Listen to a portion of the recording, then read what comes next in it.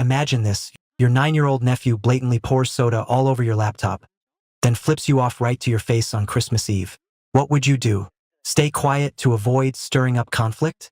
Or would you stand up and say what no one in the family has ever had the guts to say out loud? That's precisely the situation I found myself in. What should have been a warm and cozy Christmas night turned into a moment that shattered all the unspoken boundaries in my family. And from that night on, our relationships began to fall apart in ways no one ever saw coming. Stay with me. Let me tell you what happened next. Hello, everyone. My name is William. I'm 28 years old and live in a small apartment in Cincinnati, Ohio. I'm a software engineer working remotely for a tech company based in San Francisco. The job gives me the flexibility to focus on projects I care about. More importantly, it gives me the quiet space that fits the kind of life I've chosen to live for years now. Before moving out alone, I lived with my dad, Todd, in a 2-story house in the suburbs. My mom passed away 5 years ago. After that, I decided to stay a little longer. Not because I couldn't start an independent life, but because I knew that when a family goes through loss, sometimes just being there is the only thing holding it all together. The fundamental shift started when my older brother, Michael, returned from Berlin with his wife Andrea and their son, Levi, after living in Europe for 7 years. At the time, I didn't think much of it. They said it would be temporary, just until they got back on their feet after an investment project fell through. In the beginning, everyone kept things respectful. So did I. But then, on Christmas Eve 2023, something happened. On the surface, it didn't seem like a big deal. But from that night on, the quiet boundaries I had spent years holding in place began to crack. And I realized something more clearly than ever before. There are some lines, once crossed, where nothing ever really goes back to how it was. December 2023, for the first time in nearly a decade, our whole family sat together around the dinner table, gathered for Christmas in my dad's 2-story house tucked away in a quiet Cincinnati suburb. There was something about the atmosphere that felt both familiar and strangely off. The Christmas tree was perfectly decorated. The warm yellow glow of the floor lamp filled the corner of the room just like always, and the faint scent of cinnamon lingered in the air. But inside, it didn't feel like the holidays I used to know. Dinner that night was a full spread: roast turkey, mashed potatoes, cranberry sauce, warm dinner rolls, and a few extra dishes my sister-in-law Andrea had helped prepare. Initially, everyone spoke politely, carefully skirting around anything that might stir tension. Even my dad seemed more open than usual. He sat at the head of the table, mostly listening, occasionally topping off someone's glass. Right in the middle of dinner, I felt my phone vibrate in my pocket.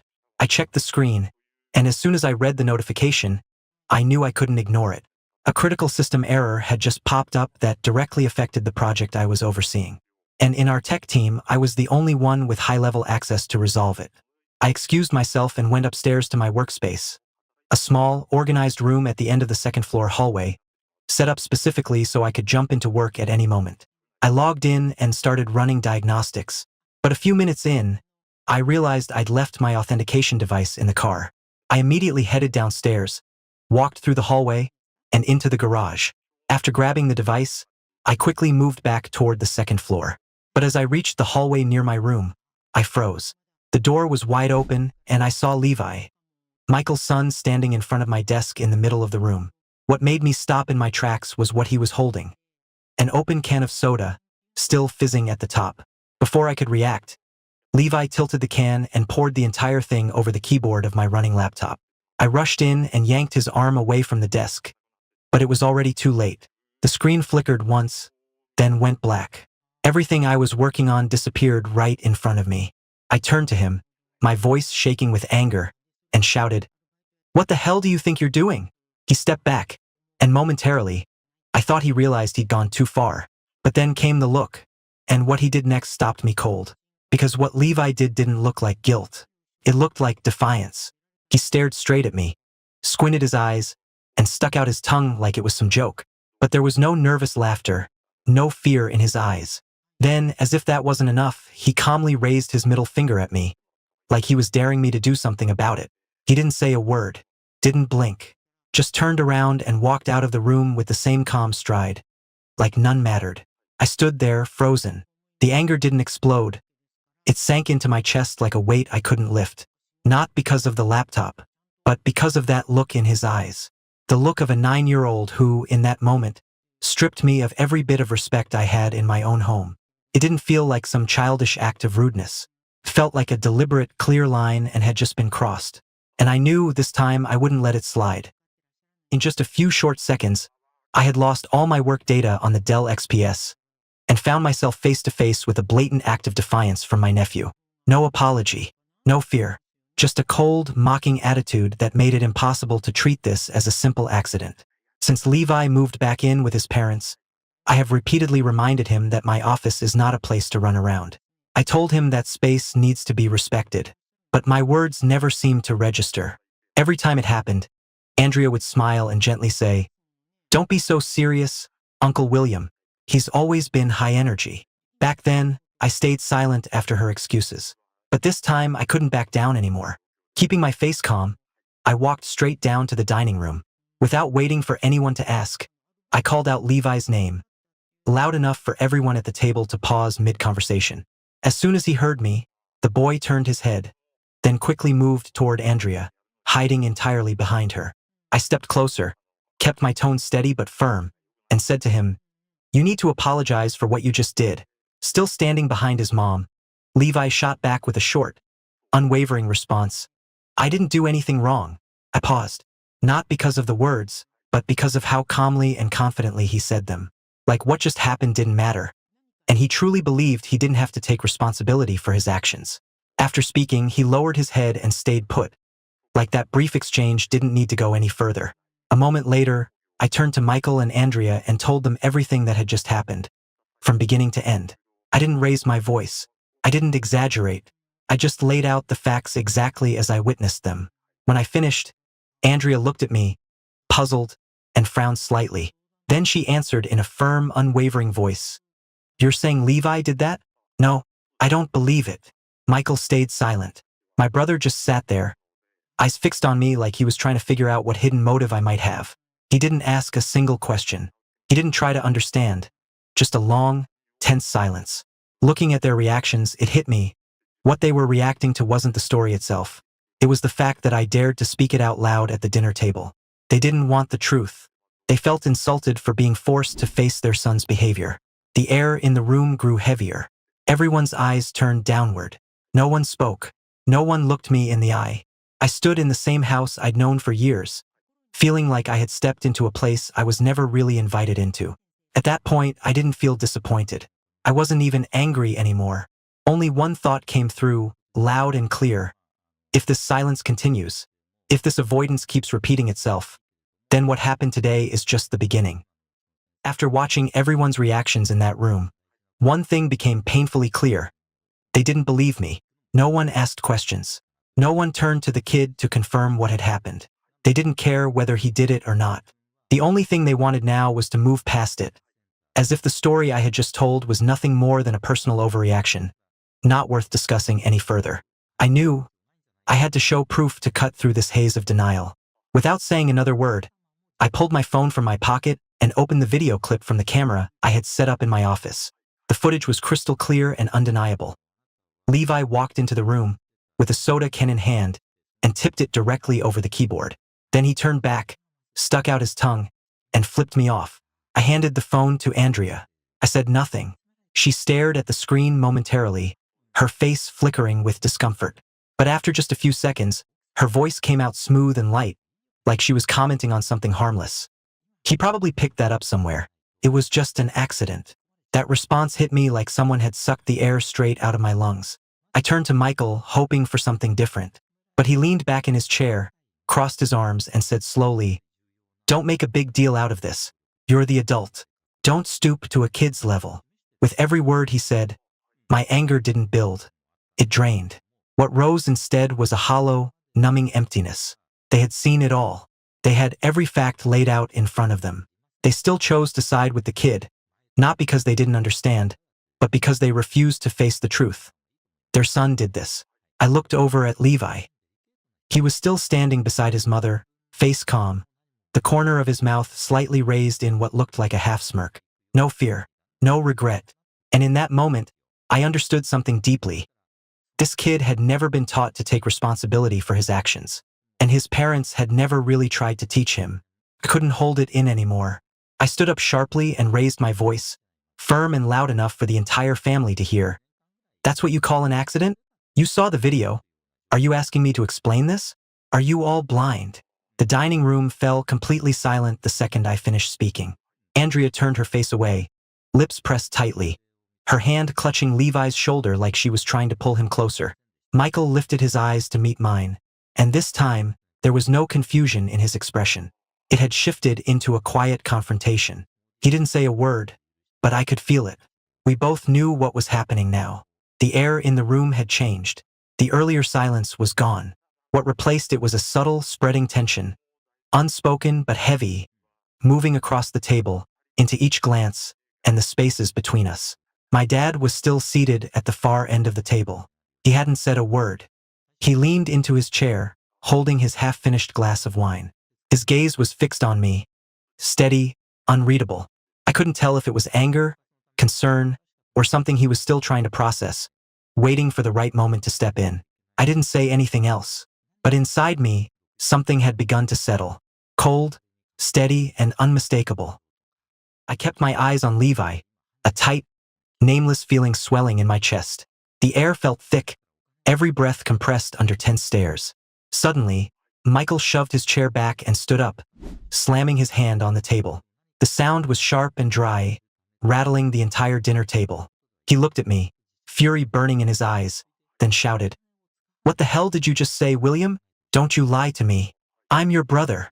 The shout stopped me cold. The man in front of me wasn't the older brother who used to talk things through. He was reacting on instinct, like I touched something forbidden inside him. In that moment, I looked at Michael, who had once been my most significant support during childhood. The one who stepped up to defend me at a family gathering when they called me a weirdo, just because I buried myself in computers all day. He once said, "If you know you're right, then you've got the right to speak up." And yet now, just because his son had done something wrong, he was the first to act like I was out of line. Before I could say a word, my father's voice rang out. It wasn't loud, but clear, each word impossible to ignore. "Everyone, sit down. Now." The room fell into an eerie silence. Andrea leaned toward her son, placing a hand on Levi's shoulder to keep him still. Michael didn't move.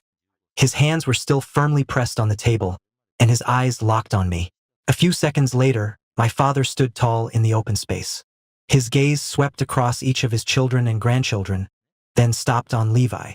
His voice was deep, slow, and firm. "Levi, what you did was wrong. Apologize to your Uncle William." After my father's demand, Levi said nothing. He turned his head to the side, eyes avoiding everyone, fingers clutching lightly at the edge of his shirt. Andrea leaned down and whispered something in his ear. Her voice was so quiet that only the two of them could hear it, but I caught every word. "It's okay, sweetheart. We're right here." My father stayed exactly where he was.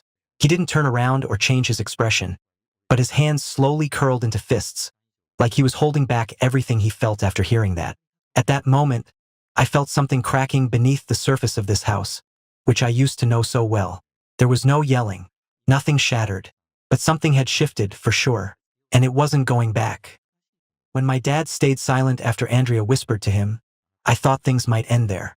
But just a few seconds later, Michael spoke up, and this time what he said caught both me and my father completely off guard. His voice was sharp, full of frustration, and he didn't bother to hide his resentment. He raised his voice. "Dad always takes William's side. We've never been treated like that." When Michael finished speaking, my dad lifted his head and looked him straight. His voice dropped, each word deliberate and firm. "I choose to stand with what's right. Being an adult doesn't mean you get to teach the wrong thing and let your kid do whatever they want." Before the weight of those words could fully settle, Andrea cut in. Her voice was quick, laced with a hint of sarcasm. "He just spilled some soda. He's a kid." After that overly protective remark, I looked at my dad again. His expression hadn't changed much, but in the tightness around his jaw and the corners of his eyes, I could see it. The strain of holding back was starting to show. As for me, what bothered me now had nothing to do with the laptop. What got to me was this: the way they were so willing to trade away moral boundaries to preserve the image of a child who supposedly did nothing wrong. Under the weight of rising tension, what started as a warm Christmas gathering had now fractured into cold, growing silence. visible in every glance and the widening distance between each family member at the table. Everything around us was still precisely the same. The plates of food were warm, the wine glasses were half full, and the tree still glowing in the corner. But among it all, the only thing that felt real now was the suffocating pressure creeping into every inch of the table, into every breath. In that moment, I knew I had to speak. I looked straight at my brother and sister-in-law, kept my tone calm but firm, and said, "I backed up the data to the server in time, but that laptop was my work machine. And more than that, being disrespected in my own home isn't something I can pretend didn't happen. I expect the two of you to replace the laptop." As soon as I finished, Andrea looked at me, her lips tightly pressed, before she answered. Her voice was tense and cold. "We don't have the money, and we don't think we did anything wrong." Michael sat beside her, hands resting on his knees, eyes fixed on the table's edge. He didn't say a word, no explanation, no attempt to defuse the moment. I waited for something, anything, from him, but the room offered only the sound of shallow breathing and silence that stretched on too long. Seeing how defiant they still were, my father pulled his phone from his pocket, glanced at the screen, then stood up. His voice was weary, but clear. "Enough. Go to your rooms. I'll talk to you both in the morning." One by one, they left the table in silence. Their footsteps echoed flatly across the wooden floor. No one looked at each other. The night ended with a quiet, aching distance between people who were supposed to be family. I remained where I was, staring at the untouched plates, the clutter still sitting on the table. My chest felt heavy, and I could feel it without a doubt. Tomorrow morning will not be just another ordinary day. After everyone quietly retreated to their rooms that night, the entire house felt swallowed by a heavy, thick silence. Everything had gone still, as if every word spoken earlier had left behind a residue that couldn't be scrubbed away. I closed my bedroom door and sat down at my desk. The laptop still had droplets clinging to it. I grabbed a cloth and started wiping each key, every crevice, doing whatever I could. But within minutes, I knew it was beyond saving. The circuitry was fried. The screen stayed black. The entire machine was now just a cold, useless block of metal. With no other option, I picked up my phone and logged into the company's internal system. I left an urgent message asking management to pause the current workflow. I requested technical support to transfer data and assign someone else to take over the remainder of the project. I had no choice, but what exhausted me most wasn't the work disruption. It was how it all happened. In the one place I had once believed was the safest for me. As I was about to close the phone, my dad walked past the door. He didn't look in. He didn't stop. He only said one thing softly, quiet enough that only I could hear it. "Don't fix it yet. I need it that way." I looked up toward the dark hallway. What he said sounded incomplete, like a sentence that had been cut short. But it carried something more profound, something I couldn't quite name. I sat there for a long time after that, in a room that once felt familiar, now clouded by a strange and distant feeling. My mind kept circling back to Levi, his stare, his actions, and the way the people who should have taught him right from wrong had reacted. I thought about the stories Michael used to tell, about the years they struggled in Berlin, the failed investments, the losses, and they had to work hard to get Levi through school like any other kid. I used to believe they had done their best. I used to believe those efforts would raise a child who knew boundaries, who understood decency. But after tonight, I wasn't so sure anymore. I found myself asking over and over, if adults can look the other way to save face for their child, how will that child ever learn to tell right from wrong? If a child hurts someone and no one calls it out, if no one helps them see the consequences, how will they ever grow to respect any boundaries? And if the parents themselves refuse to face the truth, what will that child ever learn about honesty? I kept all those questions to myself. Not because I didn't want answers, but because the more I thought about it, the more I realized what was happening, the more I realized that it had already slipped past logic. There was only one feeling that lingered, that on this Christmas night, something had cracked between people who once seemed inseparable. And that crack was deep enough for me to know it wouldn't heal with time, or with polite words passed around the following holiday table. After everything that happened, I came to understand this. What breaks a family isn't some huge, dramatic event. It's the quiet way people stay silent in the face of what's wrong. Again and again. The next morning, I woke up early. Outside, the sky was still dull and gray, and the winter chill felt like it had settled deep into my chest. But what kept me alert wasn't the weather. It was the lingering weight from the night before. I walked downstairs in silence. No one said a word to anyone. It was like we'd all woken from an incomplete dream, yet no one dared to speak of it. When my dad called everyone into the living room, we hadn't even had breakfast yet. No one protested, we all followed quietly, as if we sensed what was coming. Once everyone had taken their seats, Levi sat clinging to his mom's phone, locked into a game. It was the latest iPhone 14 Pro Max. He sat with one leg draped over the chair, completely removed from the tension in the room. My dad glanced over at him. His eyes weren't harsh, not angry. They were steady and lingered long enough for the whole room to pause. Then he stood upright, hands folded in front of him, and spoke with a voice that was low and firm. After thinking it over last night, do you two believe your son did anything wrong? No one answered. Michael stared at the floor. Andrea pressed her lips together, her eyes unreadable. Maybe avoiding, maybe uncertain. Levi kept playing, as if the question had nothing to do with him. I didn't say a word. I just watched, every glance, every motion. And inside, I already knew the answer. They didn't think he was wrong. Or if they did, it still wasn't enough for them to admit it. As the silence dragged on, like the entire room was waiting for someone to speak in place of reason, my father, a man who'd spent 30 years as a schoolteacher, slowly stood up. With steady, deliberate steps, he walked straight toward Levi. His eyes no longer carried the warmth of a grandfather who proudly showed off his grandson to friends during their weekly video calls. Since Levi was born, my dad had called him weekly. Despite the distance, he never missed a single special occasion. I'd often sit beside him to watch the two of them laugh and talk through a small screen. If Levi had been raised closer to home, love might have been the bond that kept our family together. But now, faced with the arrogance, indifference, and utter disregard for boundaries from a boy not even 10 years old, I knew my father could no longer hold back. Without a word, he snatched the phone from Levi's hands and dropped it straight into a steaming ceramic mug. The hot tea overflowed at the rim, and the iPhone sank to the bottom with a harsh, crackling pop. Immediately, Andrea jumped to her feet. Panic in her voice, she shouted at my father, "Oh my God, what are you doing?" Michael stepped forward in anger. But before he could say a single word, my dad turned toward me and gave a slight, firm nod. Remembering what he'd told me the night before, I stepped up. Holding on to everything I'd felt since yesterday, I looked my brother straight in the eye. Without saying a word, I raised my middle finger. Cold, direct, and unwavering. My expression didn't change. I mirrored the same gesture Levi had made to me. As soon as she saw me do it, Andrea shrieked again. "William, what the hell is wrong with you?" Michael stood frozen.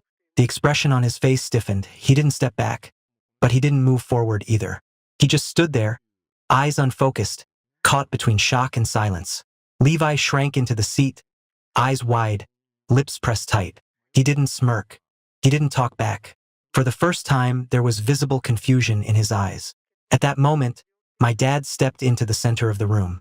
With a stern gaze, he looked directly at his son and daughter-in-law and said, voice low and sharp, "How does that feel?" That feeling. It is precisely what William had to carry last night. A few seconds passed. Then Andrea turned her face away. Her hands clenched tightly, eyes fixed on nothing. Michael stared down at the floor, lips tight, chest rising and falling like he was trying to swallow something he couldn't quite digest. Watching them, I didn't feel satisfied. What I felt was this. Finally, something had started to shift. And I knew, after everything that had happened, no one could call this just a mischievous kid anymore.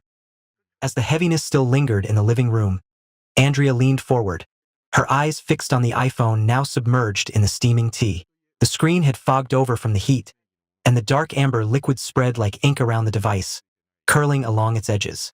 Her face twisted with a mix of anger and regret. She hurried to pull the iPhone out, tea still dripping between her fingers.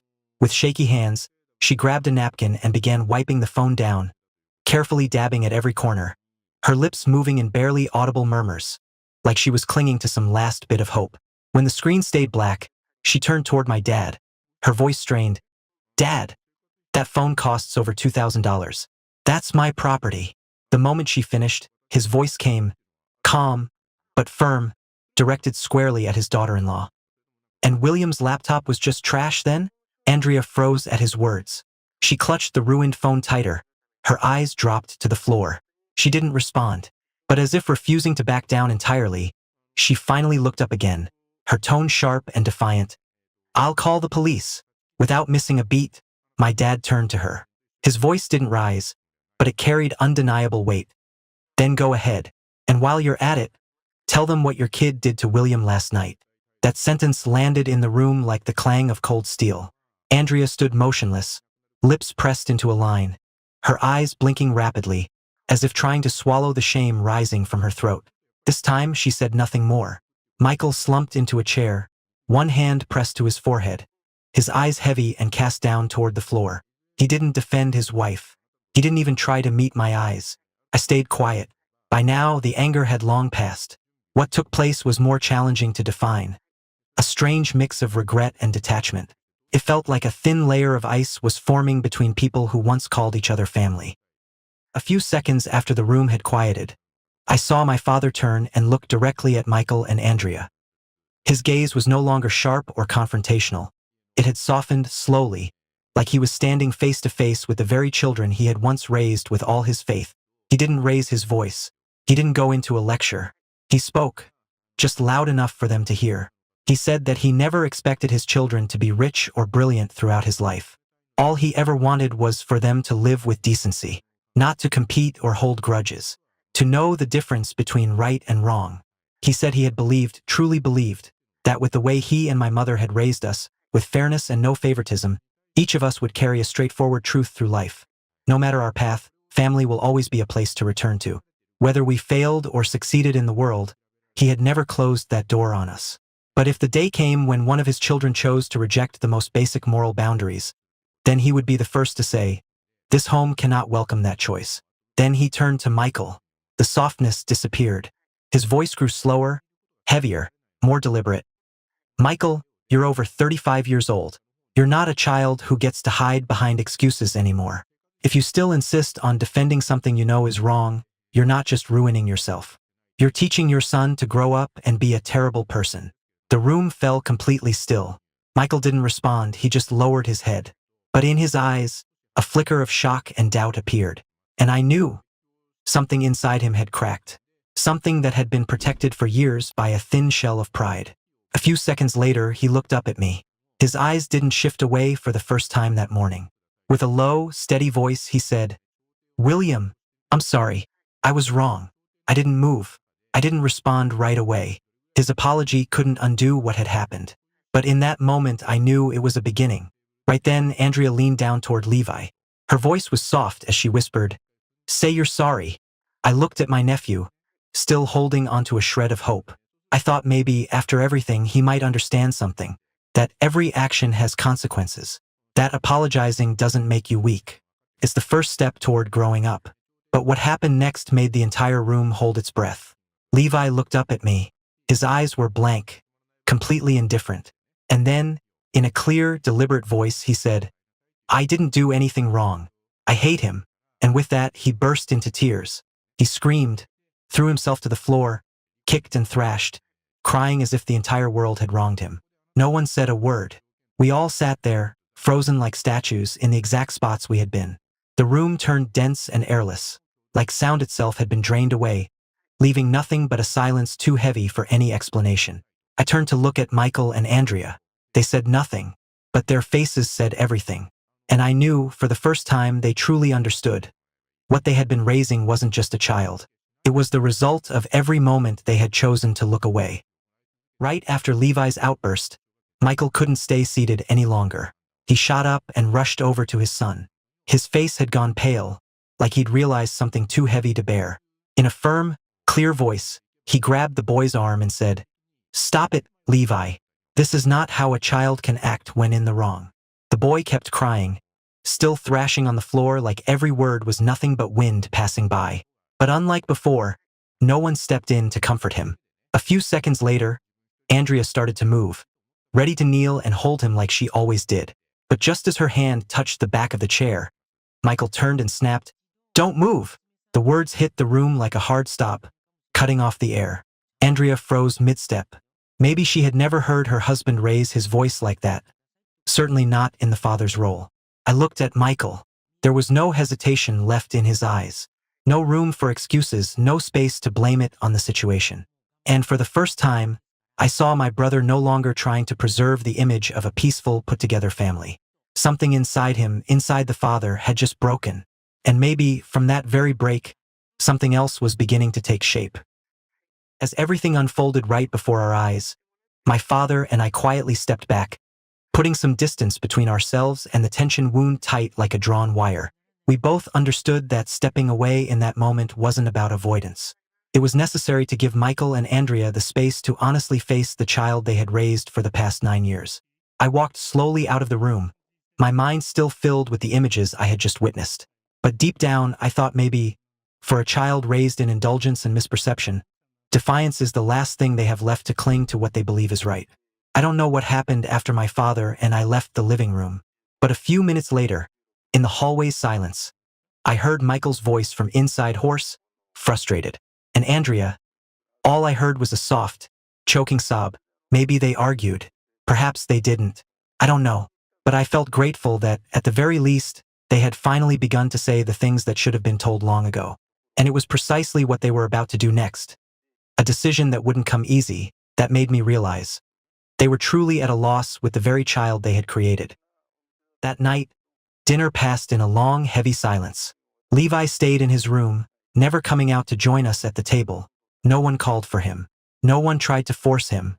On the table, the roast grew cold. The faint scent of smoke still lingered from the fireplace, but it couldn't chase away the chill between us, each lost in our thoughts. The dinner felt like the pause after a storm, when everyone knows the most essential thing still hasn't been said. Just as my father set down his glass, Michael looked up. He glanced at Dad, then at me, and spoke in a tone I hadn't heard from him in a long time, steady and honest. I think it's time to take him somewhere. Somewhere that can help him start over. I can't let this go on anymore. He paused briefly, then added, I've already failed at my career, but with Levi, I can't afford to fail again. At those words, my father's spoon froze mid-air. He looked up, not to scold, not to question. He just said one short, firm sentence. He needs to be taught from the beginning. Camp Consequence. William, contact them for me. Michael nodded without hesitation. Andrea said nothing. She sat silently, hands clasped under the table, her eyes fixed on the floor. There were no tears, but I knew something in her had shattered inside.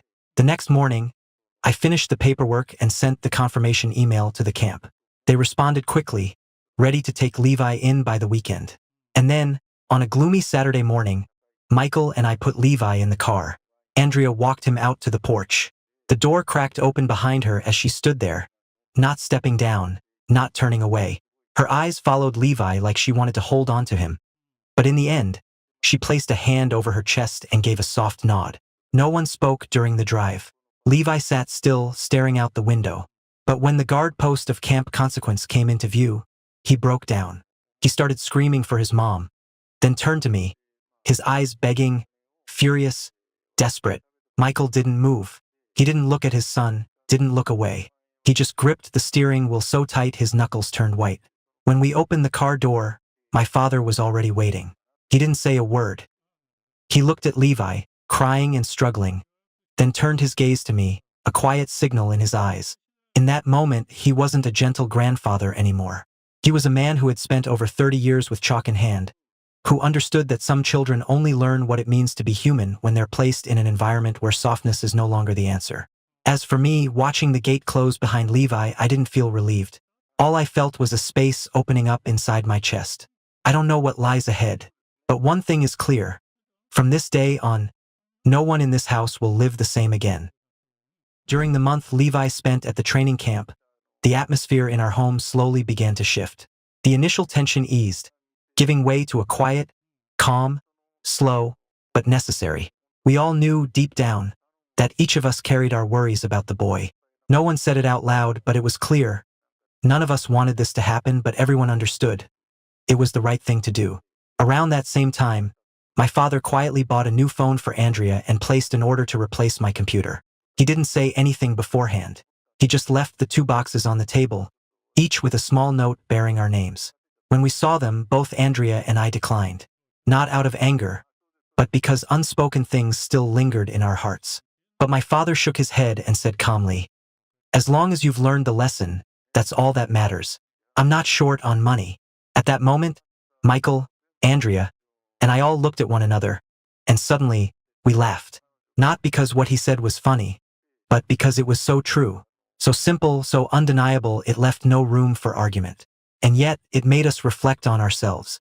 Right then, I realized, after everything that had happened, each of us had finally learned the lesson my father had been quietly planting in us all these years. And today, exactly 1 year since Christmas Eve, everything in my family has slowly returned to the rhythm it should have found long ago. Michael and Andrea have restarted their lives with a small European deli in the city's heart. They don't argue as much as they used to, and they've begun learning how to truly listen to their son instead of just reacting. It's nothing flashy, nothing loud, but it's a beginning. After returning from the training camp, Levi sent me a handwritten letter. In it, he apologized, partly in English and partly in a few German words he picked up in Berlin. It took me 3 reads to understand what he meant entirely. But I didn't mind. I smiled the entire afternoon. Since that letter, Levi hasn't repeated any of his old behaviors. No more defiance. No more ugly acts to get attention. He's starting to learn what it means to take responsibility. My father, Todd, has become more lighthearted. Maybe because, after everything, he's finally seen that the bond between his children survived and grew stronger. He often takes Levi to the library or weekend events in the neighborhood. And I saw him laugh for the first time in years as the family sat together looking through old photos. As for me, I moved into my place 3 months ago. Every weekend, I bring Levi over to the apartment. We play video games, eat fried chicken, and sometimes sit beside each other without saying much. He's still stubborn, but now he knows when to stop. That makes all the difference. And if there's one thing I want to leave you with through this story, it's this. Family isn't always peaceful, but sometimes the most significant collisions allow us to pause, fix what's broken, and begin again, this time with more clarity and love. That Christmas didn't bring me a gift wrapped in shiny paper, but it left my family with a lesson we'll carry for the rest of our lives. That's where my story ends. And before I close this chapter, I want to ask you, those of you who have stayed with me through every moment of this journey, was I wrong for choosing to speak up that Christmas night instead of keeping the peace and staying silent? I genuinely love to hear your thoughts. Please share your perspective. Your voice matters to me. If the story touched something in you, don't forget to subscribe to the channel and walk with me on the journeys still to come. Thank you sincerely for being here.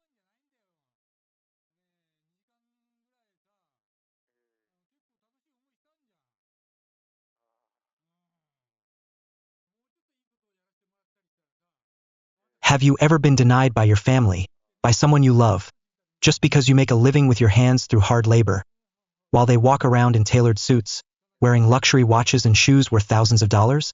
I have. It happened when my younger brother saw me at work. And instead of saying, "That's my brother," he chose a different way. And maybe for the rest of my life, I'll never forget what he said. "He just works around here, not my brother." In that moment, I realized something. I wasn't his brother anymore. I was just a stain he was trying to scrub away in his life. Nice to meet you. I'm Logan, 38 years old. I live alone in an old auto shop that used to belong to a friend on the outskirts of Colorado. It's my home and where I make a living fixing cars for folks around the area.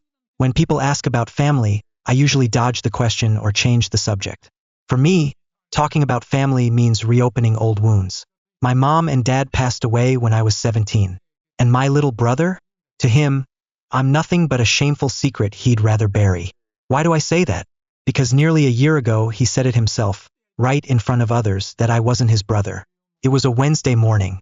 The sky was gray, heavy with clouds like the air held back something it couldn't quite say. I'd been hired to fix the wiring at a new EV charging station, just off the highway, about 7 miles from my shop. Basic stuff, replacing cables, checking safety systems, mounting the control box. I was working with 2 guys I've known for years. We planned to wrap up early so I could pick up a parts order at the main garage. I was under the platform, arms deep in wire and plastic dust, when I heard footsteps approaching. I glanced over, and the first thing I saw was a pair of expensive, polished dress shoes. Then I recognized a voice instantly, but it wasn't talking to me. "This is the pilot station. If the numbers look good, we'll roll it out to 7 more states next year." My heart skipped a beat. I froze. I knew that voice. It was Jake, my little brother. Right away, I slid out from under the unit, stood up, and wiped my hands with an oily rag. He was just a few steps away, standing with a group of folks in suits, some holding iPads, others with big corporate name tags clipped to their coats. My eyes lit up. I smiled, stepped forward, and said to him, "Jake?" I said, my voice rough from the dust. "When did you get here? You should have told me you were coming." As soon as the words left my mouth, Jake turned. Our eyes met. For a second, I thought I saw a flicker of surprise. Then it vanished. He didn't say a word. I just gave a quick nod, then turned back to the group. One of the men, an older guy who looked like a big-time investor, glanced at me and asked half-jokingly, "Who's that? You two look alike. Is he your brother?" Jake paused. Just a beat. Then he gave a soft laugh, adjusted the collar of his suit, and said, "He just works around here. Not my brother." That sentence rang louder than any noise on that job site. I stood there, frozen, my arms limp at my sides. The rag dropped to the ground without me even noticing. I didn't feel hurt. I didn't feel angry. I just felt cold. Not the kind of cold that comes from steel or wind, but a cold that starts deep inside, in a place you thought was locked up long ago. I looked at him, this same kid I used to walk to school after mom and dad died. The one who used to tear up writing emails about being teased for his country accent. The same kid who once told me, "When I make it, you won't ever have to do hard work again." Now he was standing in a tailored suit, smiling at strangers, and telling them I wasn't his brother. The air went still. I don't know how long I stood there, but in my mind, it was like my whole life rewound like an old film. The porch steps, Dad's last advice, that scholarship letter, Jake's face the day he left for the airport, his first email from London, and then silence, piece by piece, like he'd erased it all from his life a long time ago. I was the only one who hadn't caught on. I turned away, didn't say a word, didn't look back. Not because I was weak, but because if I'd opened my mouth just then, I was afraid I'd scream like a child. And I didn't want anyone to see the old mechanic, covered in grease, standing in the middle of his little brother's project, as the saddest man on site that day. That night I couldn't sleep. I laid on the old mattress in the corner of the shop, hands behind my head, eyes fixed on the dark ceiling, listening to the creak of the ceiling fan as it turned, round and round, like the quiet, endless cycles of life I've drifted through. The smell of metal, old motor oil, and damp walls soaked with years blended into a chill that matched the emptiness in my chest. I thought about Jake, not with anger, at least not the kind of anger you can shout out loud. I just wanted to understand why. Why could someone I'd given everything for, put aside my entire life for, walk away from me like I never existed? And then, like life has its cruel rhythm, old memories came flooding back, one after another, like a storm breaking through. And it all started with the night our parents died in that accident. I remember it clearly. Just a week before they passed, we were all still gathered in the small kitchen of our old house. My dad sat in his worn-out wooden chair, his voice steady, his eyes serious as they met mine. "Jake's still just a kid, Logan. If anything ever happens, you've got to be the one to look after him. Make sure he never goes without." I nodded back then, not knowing that his words were a warning. Promise I didn't realize I was making. And then it happened. I was 17. Jake had just turned 10. A car accident took both our parents on a winter night. Snow covered the rooftops that evening. I can still hear the distant sound of sirens on that back, still feel the sting of the cold biting through my coat as I stood in front of the hospital gates, holding Jake's hand in the dark while he sobbed so hard he couldn't breathe. Our world disappeared that night. After that, there wasn't much left for the two of us. Just an old wooden house on the edge of town, a few pieces of faded furniture, and a tiny bit of savings that couldn't stretch past a couple of months. No life insurance, no investments, nothing but unfinished memories. From that moment on, I knew every burden from here on out would be mine to carry. Right after high school graduation, I turned down a full scholarship to the state university. They'd offered me everything. Full tuition, free dorm. A future people kept telling me I deserved. But I stayed behind. I knew it wasn't my time, not while Jake still needed me. I worked at a car wash during the day and hauled boxes at a warehouse on the edge of town at night. On slower evenings, I worked shifts as a local garage helper. I never complained. As long as Jake slept well and had 3 meals daily, I felt I had more than enough. There was always one thing I carried with me.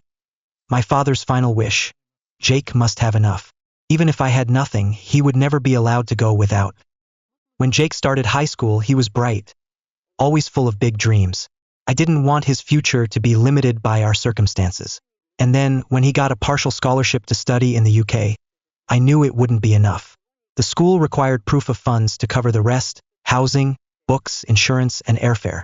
Without that, he wouldn't be able to go. I didn't hesitate. At that point, the only thing I had left was the old house our parents left behind. That house was the last thing with any real value after everything. Not much, but just enough for me to cling to as one last shot. I gathered all the paperwork and drove straight to the local bank branch in our town. I waited an hour, palms sweating as I sat in the lobby, holding onto the folder like it carried our future. Finally, a loan officer called my name and brought me into a small room in the back. I'd like to put up my house as collateral. I need around $40,000 to financially guarantee my brother's overseas education. I still remember how hard my heart pounded as I pulled out the documents. Part fear, part hope. I knew the house wasn't much, but I believed they'd say yes if I could show how serious I was, because I wasn't asking for myself. I was doing the right thing for the one person I had left in this world. And the thing I feared most happened. The bank denied my loan application. The house was too old, appraised too low, and sitting out in a rural area, no one was interested in buying. It wasn't enough to back a financial guarantee. I stood outside that bank building for hours, not moving. In my pocket was a folder full of paperwork that led nowhere. In my mind, I kept seeing Jake, 18 years old, waiting at home, eyes full of hope. Just the day before, he'd gotten the scholarship notice and hugged me tight, voice shaking with excitement. "I get to go, huh? Are you sure? Sure you can make it work?" I nodded without a second thought. But the reality was harsher than I expected. That night, I called up an old real estate agent who'd shown interest in the house months earlier. I told him I was ready to sell. No bargaining, no thinking twice. 6 weeks after the sale, we had enough to prove financial backing, finalize the visa, and cover Jake's first stretch overseas. I drove him to the airport myself. It was a cool, early autumn morning in Colorado. He had a backpack on, rolling a suitcase behind him, gripping his boarding pass tight, smiling, but with slightly red eyes. I didn't say much. I gave him one solid pat on the shoulder before watching my little brother disappear behind the security gate. 3 days later, I got an email. Jake had sent me a photo of himself standing in the middle of a courtyard in London next to an ivy-covered old building. He was grinning bigger than I'd ever seen, holding up his student ID like a kid showing off his first gold medal. Underneath it, just one simple line: "I won't let you down, brother." I stared at that picture for a long time, and a quiet sadness welled up inside me. Not because I missed the house, but because, for the first time in years, I saw my little brother truly happy. That night, I packed up what little was left in the house. There wasn't much. One box of books, toolbox, a few old photos. When I locked the door for the last time, the wind blew through the rotting porch like a whisper, and I swear I could still hear my dad's voice from all those years ago. I drove to an old friend's place, the garage owner where I used to work while still learning the trade. He'd just bought an old repair shop. The roof leaked. The walls were cracked. The floor was uneven concrete. But he told me, "If you need a place to stay, this place is empty. You can crash here. And if you want to fix it up and turn it into something, we'll figure it out." At that point, I didn't hesitate. I had nowhere else to go. I moved in that same weekend. No bed, no heater. I laid a thin mattress in the corner, rigged up some string lights, and slept to the sound of wind whistling through the gaps in the metal roof. At first, I thought I'd only be there for a few months. But one by one, old cars started showing up. Folks I used to help came back, asking if I could look at their engines. Word got around. "Logan knows his stuff." That old shop slowly became where I lived, and the only place I could still call mine. Back then, I never blamed Jake. Not once. He was young. He needed a future. And me, I was his brother. I always believed that meant it was my responsibility. 6 years after I took my brother to the airport, I still lived in that same old workshop. Every day looked the same. Open up early, weld the cutter back together, fix brakes, change spark plugs, clean up oil spills, and close up when the sun dipped behind the pines. I didn't call it stable, but it was enough for me, at least. Enough until the day Jake came back. In the beginning, I sent money every quarter, a few $1,000s at a time, just enough to cover his rent, early expenses, and daily living costs. But by his third year, Jake messaged me out of the blue. Hey, bro, I can take care of myself now. I work part-time in a lab and my scholarship just bumped up. Don't worry anymore. When I read that, I let out a long breath. Not because I was tired, but finally he was starting to stand on his own 2 feet. Now and then, Jake would send an email with an update. I'm working as a research assistant for a professor in energy systems. Or, I just landed an internship at a startup in Berlin. Usually, I didn't say much back. I just typed a quick reply like, I knew you could do it. Keep going. Or, proud of you. But as time went on, the emails came less often. Jake started using words that sounded foreign to me. Words like pitch deck, equity dilution, and scaling model. His stories changed, too. Less about life and more about investment rounds, growth rates, and expansion strategies. One time, during a quick call, I asked him, do you still have that photo from the campus in London? The one you took your first day there? He laughed and said, oh, I deleted all that old stuff. I need a clear head to move forward. I gave a quiet laugh back. I tried to brush it off. But deep down, somewhere in my chest, something small cracked. In his 6th year, Jake graduated from his MBA program with honors and returned to the U.S. Shortly after landing his first investment round. I didn't hear it from him. I found out through an article a friend forwarded to me. Jake Foster, a rising star in Clean Energy Secure series, of funding from Silicon Valley investors. I read that article word for word. My name wasn't mentioned. Not a single line. Not even a sentence like, I grew up in a small town out west. Raised by my brother who made sure I could go to school. Nothing. Just numbers, market strategies, global expansion plans, and a photo of my brother standing confidently in front of a presentation screen like a seasoned CEO. All I felt was distance. And I caught myself wondering, what is my little brother thinking now? When Jake returned, he moved straight to the city. The kind with a private airport, sleek glass buildings, and coffee shops where a single cup costs more than I spend on food in a week. He didn't reach out much, and I didn't call either. I only heard bits and pieces through the grapevine, from customers who happened to mention the name in passing. I think someone from around here made it big. You know Jake Foster, right? When they asked, I just nodded, smiled, and looked down, wiping my hands on an old rag. Once I got an email from Jake. Just a short line. I'm building something big, bro. You're gonna be proud. I'll tell you all about it when it's done. I didn't reply, not because I was angry, but because honestly, I didn't know what to say.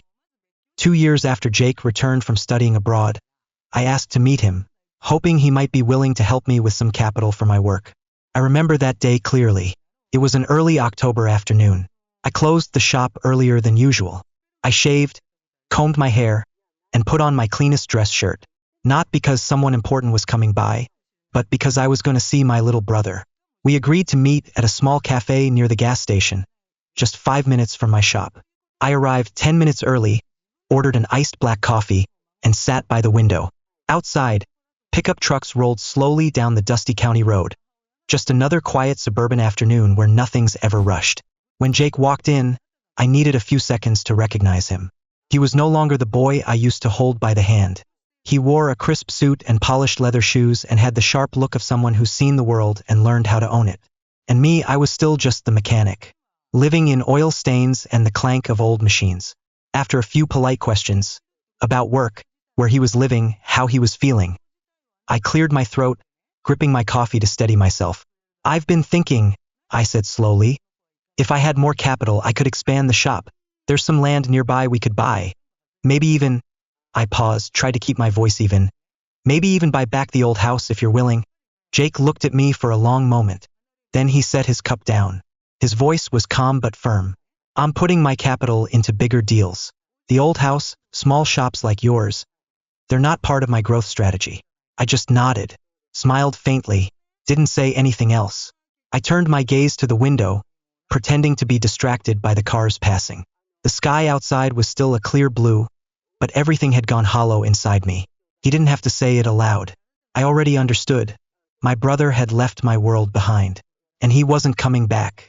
From that day on, Jake began a new life that no longer had room for me. And now, after everything I sacrificed to get him there, he repays me with the words, "Not my brother." I don't know when I fell asleep. Maybe I was too tired. The following day, I sent Jake a message. Short, no blame. There are no lengthy explanations. No mention of the construction site. No mention of what had happened. Just this, I want to see you. One last time. An hour later, he replied. It's just as brief. Just as distant. Like none of what we ever shared had any weight. Okay. Same place. That same cafe, the one where I first sat him down to talk about expanding the shop, about the old house. The day I wore my cleanest shirt, sprayed on cheap cologne, and brought with me a plan and a quiet hope to stitch something back together between two brothers drifting apart. This time, Jake arrived before me. Still sharp in his tailored suit, no tie this time, drinking a small espresso. He didn't look around, didn't glance down, didn't scroll his phone. He sat like someone waiting to negotiate a deal. It is not like someone meeting the brother who raised him. I sat across from him, didn't order anything. I didn't ask how he was.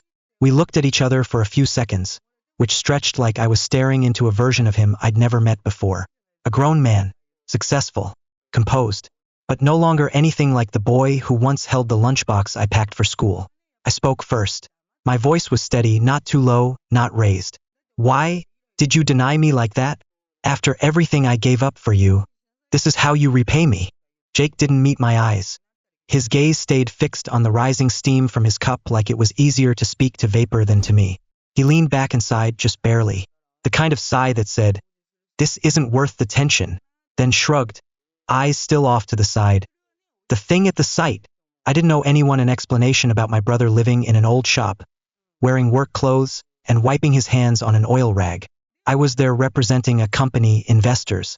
I couldn't let some off-brand image distract from the pitch. Each word hit the table like stones dropped into cold water. And I understood. I understood too well. Words like off-brand, image, couldn't. They weren't slips. They weren't careless. Jake wasn't talking to me. He was explaining himself. Explaining the polished world he built. A world with no scratches, no stains. And I didn't belong in that world anymore. When he finished, I didn't respond. Not because I didn't have anything to say, but because I knew anything I said now would only make me look like someone begging for a seat at a table I no longer had a place at. Then he tilted his head slightly, his voice softer now, like reminding himself not to feel guilty. Bro, I didn't ask you to raise me. You chose that. I never demanded it. My heart skipped. Then I spoke. Clear, slow, measured. If that's how you feel, then give it all back. Every dollar I spent. Every meal I bought. Every hour I worked to make sure you had what you needed. And most of all, give me back the 12 years of my life. The years I gave up my scholarship, gave up my future. If I had been selfish, the man in the suit would have been me, not you. He stayed still, unbothered, then repeated it again. I didn't ask you to raise me. You chose to. I didn't owe you that. You can't expect me to carry a debt I never agreed to. My hands trembled. That was the second time. The second time he said it. I didn't see the 18-year-old boy crying at the airport at that moment anymore. I didn't see the skinny kid emailing me about living off instant noodles. I saw a different man now. Clever, composed, and completely distant. I pulled out my phone. Scrolled to an old email, not to accuse him, but to lay one final piece of memory on the table. The email read, I wouldn't have made it without you. When I make it, you'll be the first person I thank. I turned the screen toward him. Jake glanced at it. I saw his throat tighten briefly like he swallowed something he didn't want to say, but his eyes, they just went cold. Quickly, sharply, he turned his face away, said nothing. I set the phone down. My voice was low, not soft, not broken, just even, like I was reading it to myself to let go. I don't need you to do anything for me. I just hoped you won't forget who you were and who stood by you. We sat in silence for a while. Jake didn't bow his head. Didn't apologize, didn't deny a thing. He just sat there, spine straight, eyes far away, the kind of silence that comes from someone who's already moved on and left behind whoever couldn't keep up. A few minutes later, I stood up and walked away. Didn't wait for a reply. I didn't expect anyone to call me back. And I never looked back. I left the cafe without saying another word. I drove home in silence, down those old familiar streets, past the streetlights that had started to fade with time. I didn't turn on the radio, didn't need GPS. I rested my left arm against the window, letting the cold wind slip through the slight crack. It stung my face, but somehow, It kept me more awake than any cup of coffee ever could. The sun hadn't fully set yet, but the last light of the day had already cast a rusty hue over everything I passed. The lamp posts, the sagging awnings, the chipped roadside signs, and even the shadow of my figure stretched long across the steering wheel. I didn't cry, but my eyes burned. All I felt was a hollow in my chest, like someone had quietly pulled the spine out of me without a sound. Everything inside just collapsed, and not a single piece made a noise. That night I sat alone in the shop. In front of me was the old wooden work table, scratched, stained, worn down by time. I opened my laptop, at first to check the parts catalog, something I did most nights. But my fingers, they had a mind of their own. Without thinking, they typed in a familiar name, Jake Foster. The first link was a small article from the alum site of the university Jake had attended. A short feature, barely noticed by most, highlighting a few MBA grads who had gone on to build startups. Simple title, 3 standout entrepreneurs from that year's MBA class. Jake Foster, Clara Sue, and Miguel Diaz. I clicked, and there he was, my brother's face, that half-smile tilt, that confident look I used to think was just youthful hope. In the article, Jake had been interviewed. One quote stood out, "I came from a small town. I had to work part-time while studying, juggling a lot. But I've always believed that no one can deny you if you try hard enough." I read that line over and over, then slowly scrolled down. No mention of me, not a single line. Thanks to my brother. No. My family helped me get through the hardest years. Nothing. And I get it. He didn't owe me a public thank you. I wasn't expecting to be named. But when I read that phrase, "No one can deny you," I laughed. Just once. Not loud. Not long. But enough for it to tremble across a pair of lips that had stayed dry all evening. Because sometimes, the person doing the denying it is the very one you never once turned away. What I felt then was hard to name. As I'd once held the lantern to guide someone through a night, I stood still in that darkness long after so they could find the light. And when they turned around, they saw the lantern's glow, but I never saw the one holding it. I reopened my old inbox. Jake's emails from London were still there. Each line, a knock on memory's door. Short, sincere, young, and real. One of the last emails, the one I'd held on to for 6 years, read, "If it weren't for you, I wouldn't have made it far." I sat up straighter, opened a new folder. One by one, I copied each message, saved them into a single PDF file. I named it, "What You Once Wrote."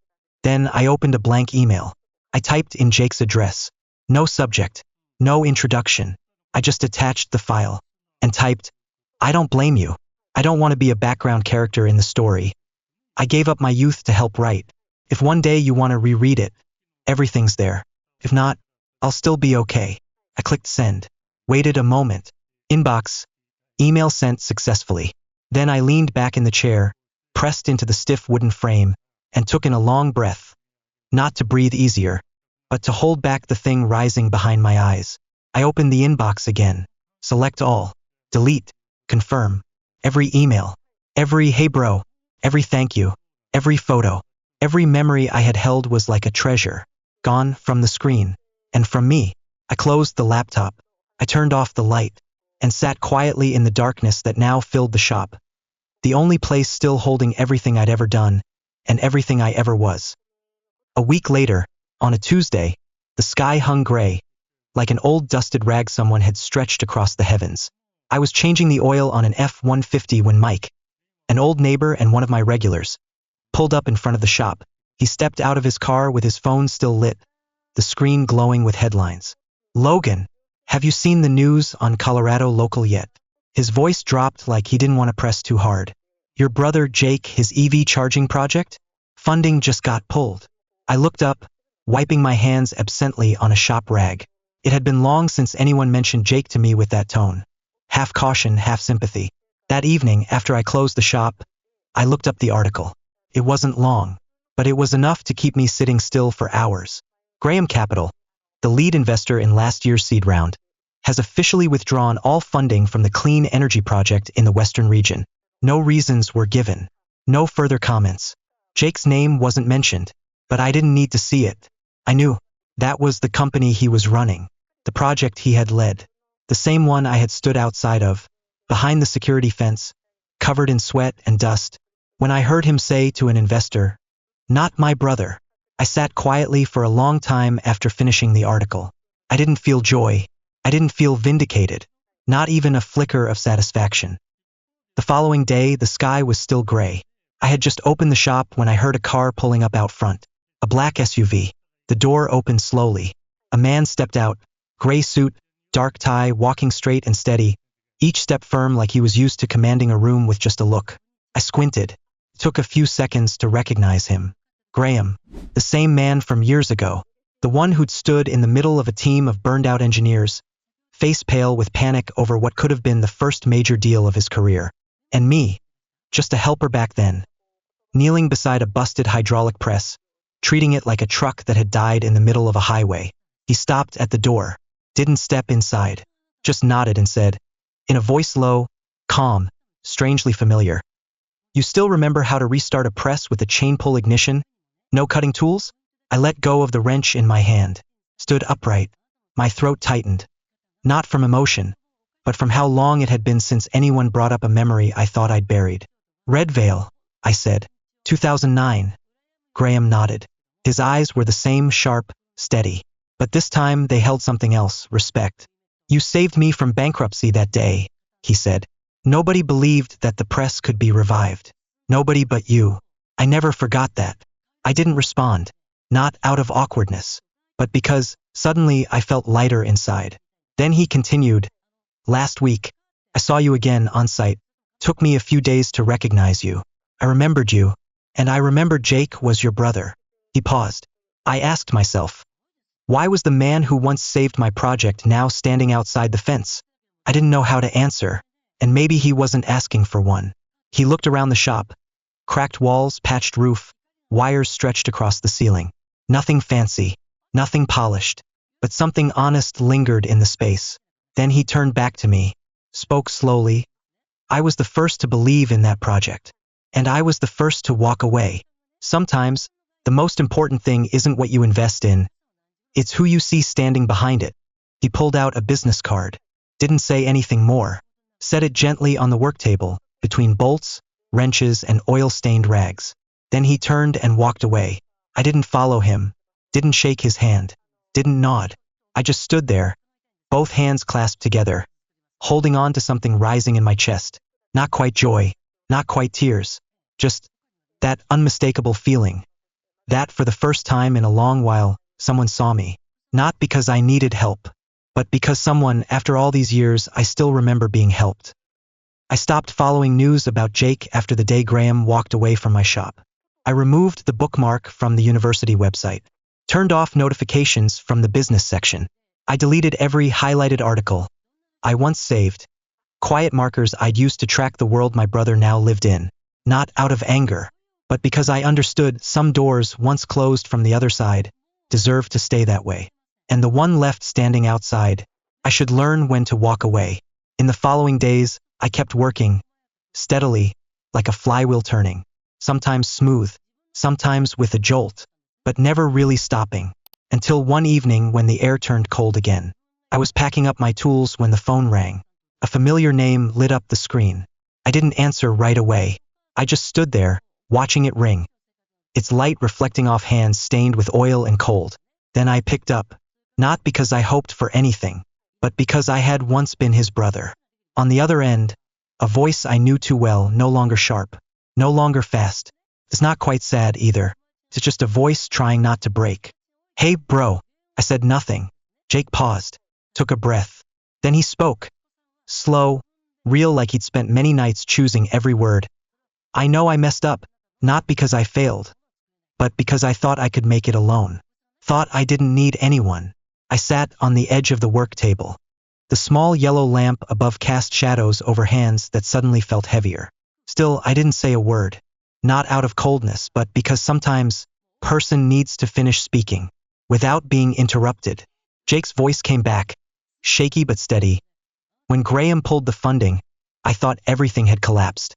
But he didn't destroy me. He taught me the one thing I refused to learn. If you don't hold on to those who once reached for you, in the end, all you'll have is yourself in the mirror, and a kind of emptiness no wind can ever fill." His voice cracked a little, but it didn't waver. It was the voice of someone who had finally grown up. Not from age, but from understanding. I'm not calling to ask for anything, to say thank you. And if you ever need something or want me around, say the word. I'll be there. I looked down at the screen, not to check the call time, but to remember that somewhere out there, I still existed in someone's contacts list. Jake didn't say anything else, didn't wait for a reply. He exhaled and hung up, the kind of goodbye that knows. Sometimes, when enough is said, you stop talking. I set the phone down gently, as if even the softest noise might shatter something fragile that had just been placed back in the right place, after years of being off balance. I didn't sigh, didn't relax. I just sat there, still, like I was listening quietly, deeply, to see if there was anything left inside me that still needed to be said. After a while, I stood up. I walked over to the cabinet where I kept the things no one knew I still held onto. I opened a wooden drawer and pulled out a stack of old papers, their edges yellowed with time. Under the soft light, the faded words came into view. Deed of property ownership. The old house, the one Jake and I grew up in. The place was once filled with the sound of running feet, carefree laughter, and quiet dinners with just the two of us after our parents passed. I had repurchased it over a year ago, quietly, alone. The new owners had been preparing to move. Their listing was discreet. I visited, signed the papers, made the payment. I told no one, and I never planned to live in it. I just wanted to preserve something that had once been ours, so that if one day Jake remembered, he would still have a place to come back to. A place that whispered, "You belonged here once." That offer I made at the cafe, maybe buy back the old house. It wasn't about funding. It wasn't about money. It was a test. I just wanted to know, did that house still mean anything to him? Would he come back, not for profit, not for strategy, but simply because we had once called that place home? But Jake didn't understand. He thought I needed help. I needed pity. I needed his money.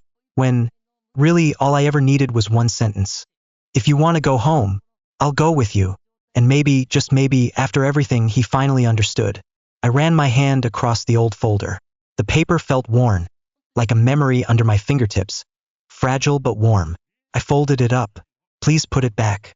Closed the drawer. There was no click, just a quiet exhale inside me. The sound of someone finally releasing what they've held too tightly for far too long. I returned to the workbench, picked up where I left off, adding oil to the half-greased flywheel. The shop was still as quiet as ever. But inside me, for the first time in a very long while, the weight was gone. The following week, on a breezy afternoon, I was bent over checking the brake system on a regular pickup when the young tech, new to the shop, turned to ask me something. His voice was soft, a little hesitant, but couldn't quite hide the natural curiosity that comes with being young. "Hey, Logan, someone said you used to have a younger brother? Do you two still talk?" I didn't answer right away. I straightened up, wiped my hands on a dark rag long faded by grease and time, and looked out through the open shop door, toward the sunlight slanting across the cracked concrete, stretching in a golden line to the far wall. That light always reminded me of those quiet childhood afternoons, when Jake and I would sit together in the sunbeam just like that, legs swinging, sipping cheap soda, laughing at things that didn't need explaining. I kept my eyes on that golden streak when I finally replied, "I once had a little brother, but he chose a life where I'm no longer in it." The kid didn't ask anything else, and I didn't offer more, because the truth is, after all the conversations, all the calls, all the half-held hopes and heavy silences, what's left between us isn't anger, it's distance, a kind of distance that, sometimes, love alone, just isn't enough to close. That afternoon, I stopped by the old house. The key was still in the inside pocket of my jacket, just like always. The feeling of turning it in the lock, hearing that soft click from the old metal, still brought something strange. As if, for a split second, time had paused, just long enough for me to take one step back into childhood. I stepped onto the porch and sat down on the familiar wooden steps. I rested my elbows on my knees, fingers interlaced. I stared out at the narrow road out front, the same one where two boys once chased each other on bikes until the sun sank low, ignoring the potholes, the patches of sand, and the smell of dinner drifting from kitchens across the street. The wind passed gently through the porch beams, cool, light, enough to make me shiver, but not sting. The house was still silent, the way it had always learned to be. No blame, no bitterness, just standing there quietly, like a faithful witness to things no one talks about anymore. I didn't plan to stay long. I wasn't here to move back in or to search for some ending. I just needed a moment of stillness, enough to sit down, exhale, and tell myself, you've made it through a long, long road, and now you don't have to go anywhere at all. I stood, brushed the dust off my pants, and stepped off the porch, the place where I once grew up, where I was once quietly pushed out of someone else's dream, and where now, I had peace enough to return once in a while to remember. Some things don't need fixing. They only need to be known, that you made it through them. I know. There will be people who hear this story and think, you should have forgiven him, and others who'll say, you should have let go once and for all. I don't blame anyone, because if there's one thing I've learned through it all, it's this: everyone carries a wound, and each of us has our way of healing. Some heal through tears, some heal by walking away, and me, I heal by keeping quiet and continuing to live. If you've ever loved someone with everything you had, if you've ever put family first, even when it meant losing pieces of yourself, if you've ever waited for an apology that never came, or tried your best just to be accepted, you're not alone. I'm here, and I understand. We don't need validation. We don't need anyone to say it out loud. All we need is to wake up each morning, knowing we no longer have to ask to be loved, and that is enough.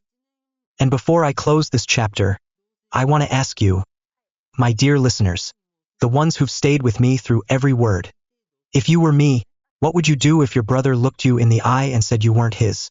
Drop your thoughts in the comments below. I'd love to hear how you would have faced that moment. And if this story touched something in you, hit the like button, just to let us know you're still out there, still listening. And don't forget to subscribe to the channel so you won't miss the following stories. Fragments of memory that might seem small at first, but sometimes they hold an entire life inside them. Thank you for staying with me until the very end. I'll see you in the following story.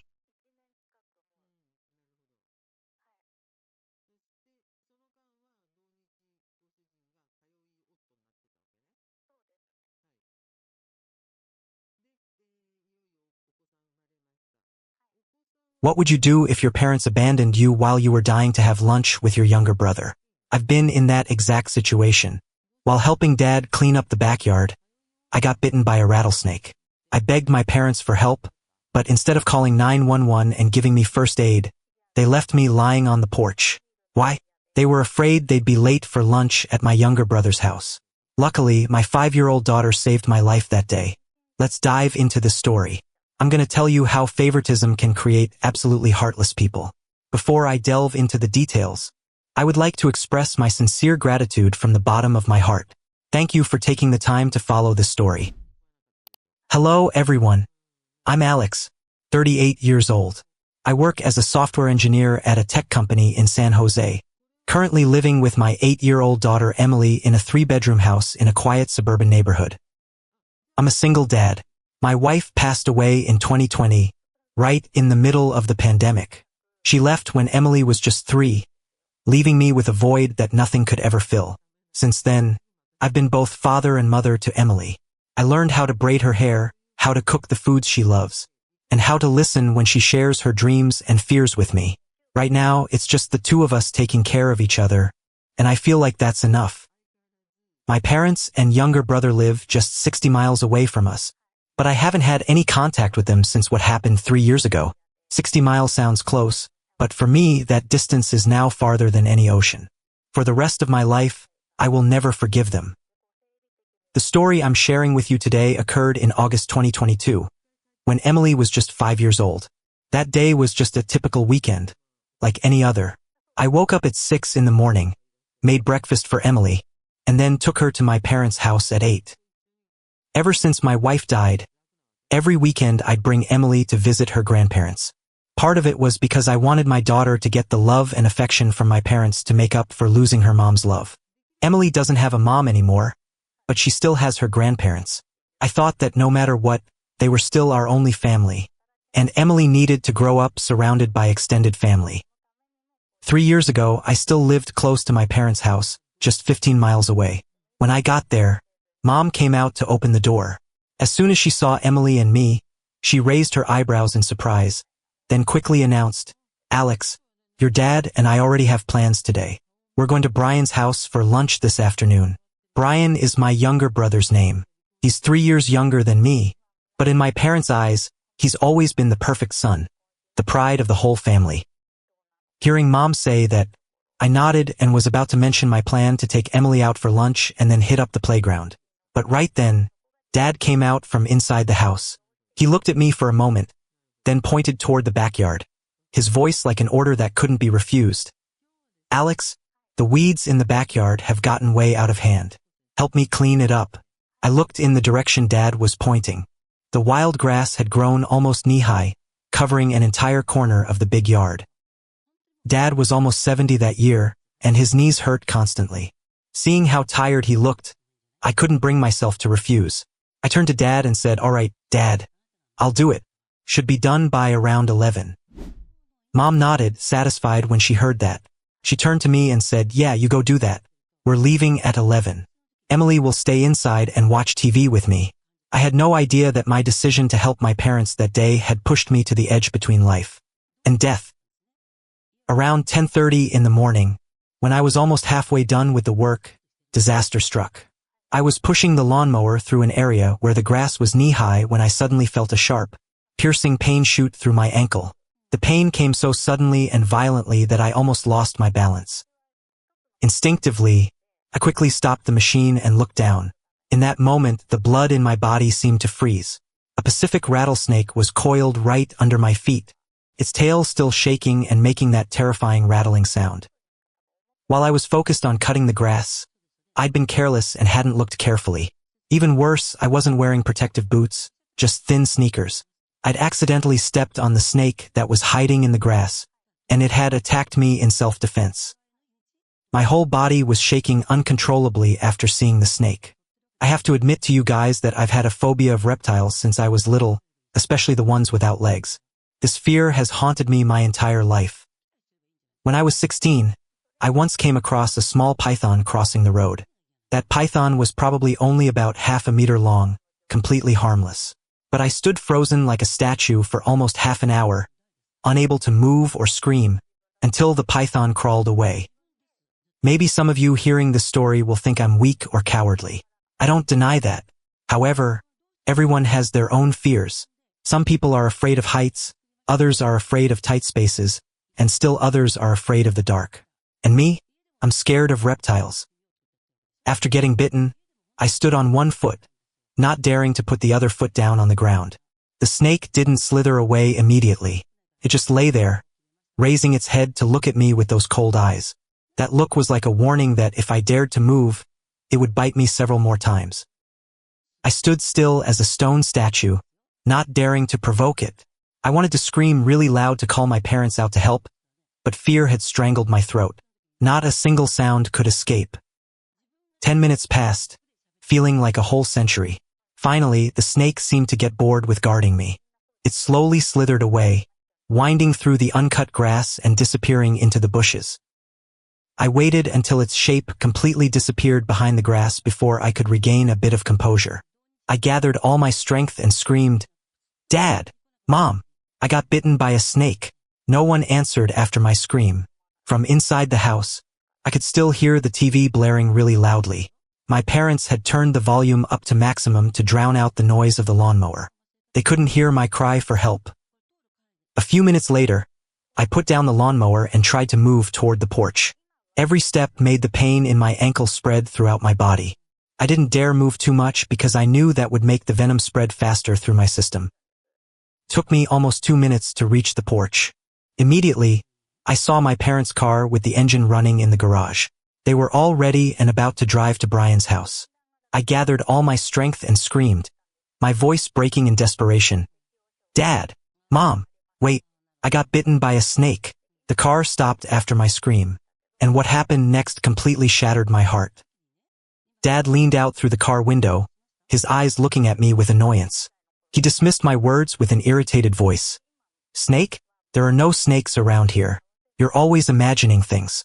Probably just a rock that flew up and hit your leg." Hearing what he said, I couldn't believe my ears.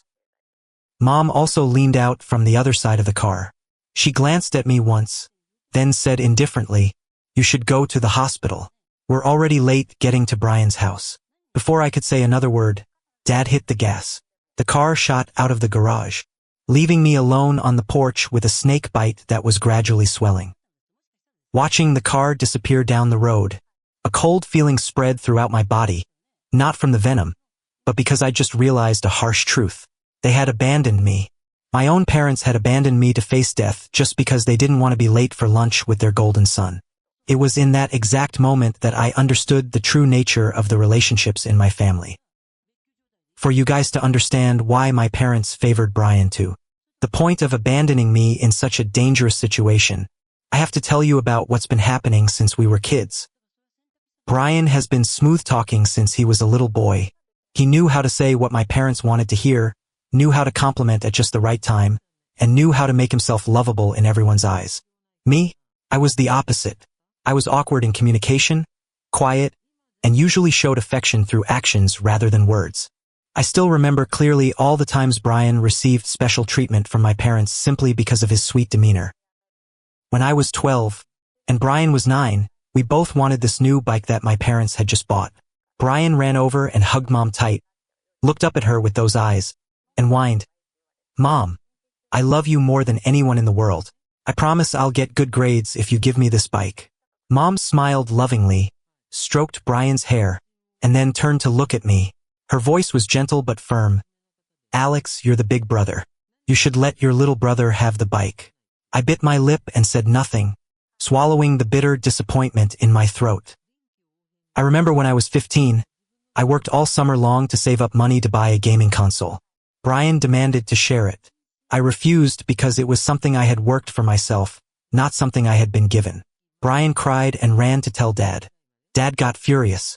He stormed into my room, face all red, then yelled right in my face, "You're so selfish. You're supposed to be the big brother, and you don't know how to share with your little brother. I'm disappointed in you."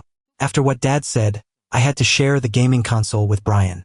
And just 2 weeks later, he broke it. My parents didn't make him pay for it, nor did they apologize to me either.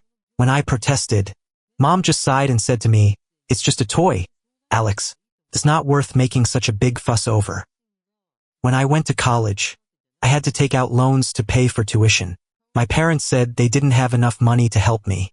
I worked part-time for all 4 years of college, balancing my studies with work to support myself financially. But when it was Brian's turn to go to college 3 years later, my parents paid his entire tuition. When I asked why there was this difference, Dad looked straight into my eyes and said, "Brian needs support.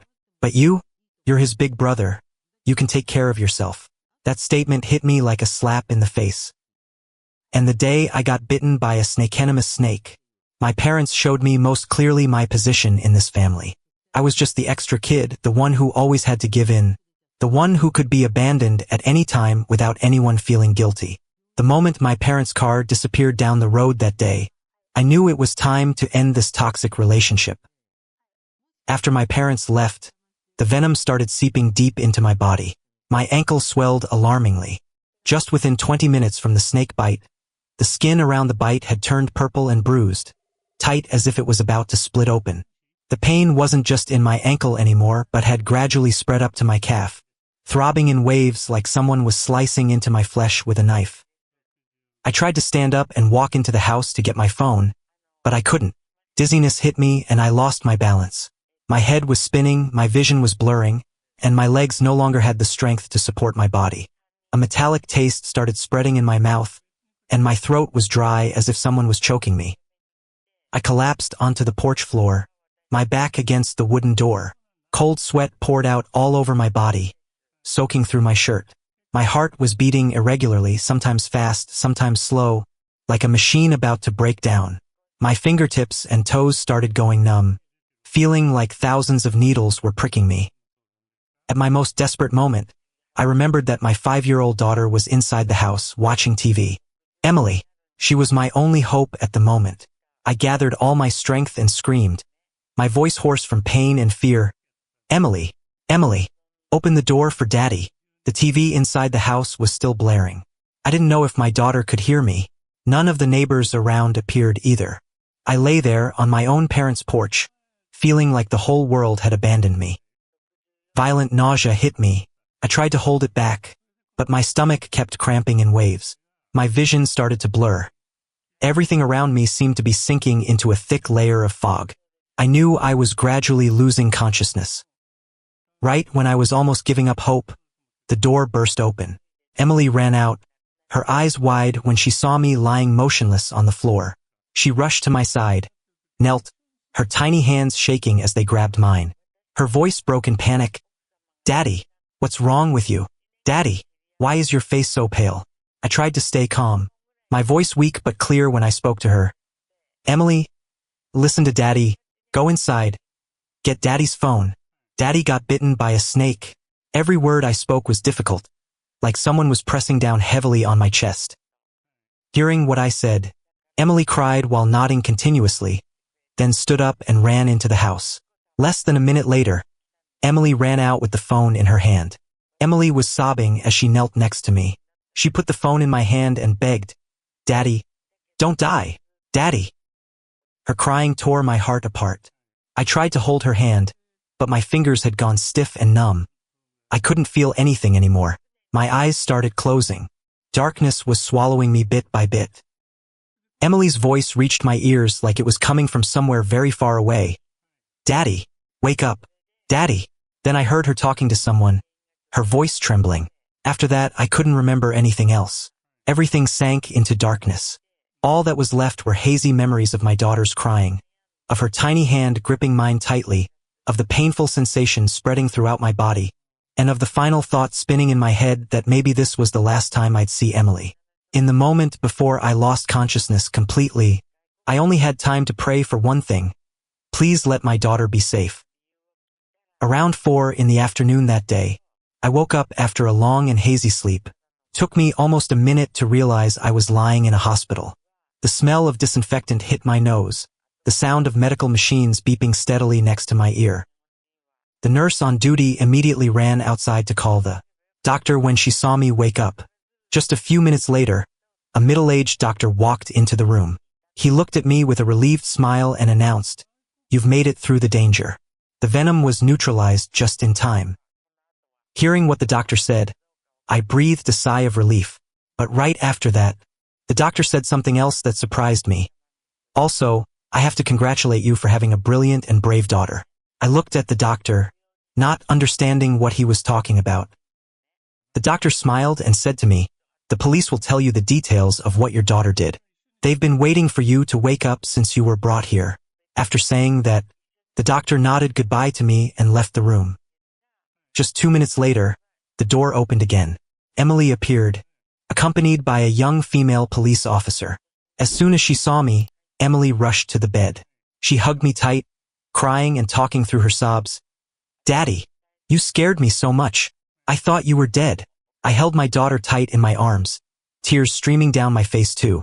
I stroked her hair and whispered comfortingly, "Daddy's okay now. Daddy's fine. Thank you, Emily. Thank you." After Emily calmed down, the female police officer stepped next to the hospital bed. She introduced herself as Officer Johnson and began telling me what had happened. She looked at me and said with admiration in her voice, "After you lost consciousness, 911 received a call from a little girl. She was crying as she said, 'Please, please save my daddy. My daddy got bitten by a snake.'" Hearing what the police officer said, I knew that was definitely Emily. I looked at Emily, my chest tight with emotion. Officer Johnson continued the story. Since she was so young, Emily couldn't remember the address of her grandparents' house. But luckily, the police were able to track my location through the phone number. When the ambulance and police car arrived, I was unconscious and breathing very weakly. They gave me first aid on the spot and got me to the hospital just in time. At that moment, I felt so lucky that they'd been able to track my location. The female police officer paused for a moment, her eyes looking at Emily with respect. A few seconds later, she continued, "I have to say, a 5-year-old girl knowing how to call 911 in an emergency is scarce. Your daughter is fearless and smart. If it hadn't been for that call, maybe..." She didn't finish the sentence, but I understood what she meant. I looked at my daughter, my heart overflowing with pride and gratitude. I'd always taught her that if there was ever an emergency, call 911. Luckily, she remembered my phone password and knew how to make the call as well. The police officer also shared another piece of news that shocked me. She said to me in a serious voice, We also checked the backyard area of your parents' house around 2 in the afternoon. Do you know what we found?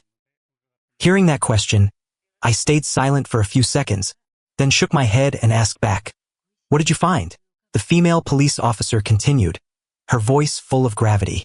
"1 snake but 15 rattlesnakes, Kess. They'd made a nest behind your parents' house. If you'd kept cutting grass for just a few more minutes, you probably would have been bitten more than once." Hearing what the police officer said, a chill ran down my spine.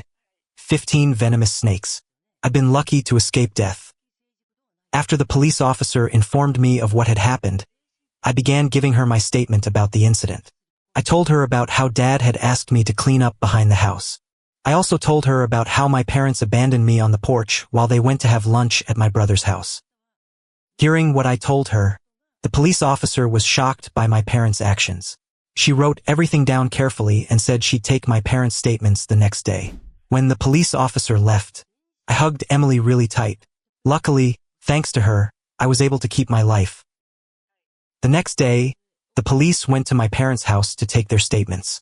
What disgusted me most was that they deliberately lied. They told the police they had no idea a snake had bitten me. They told the police that when they left, I was still healthy and cutting grass in the backyard.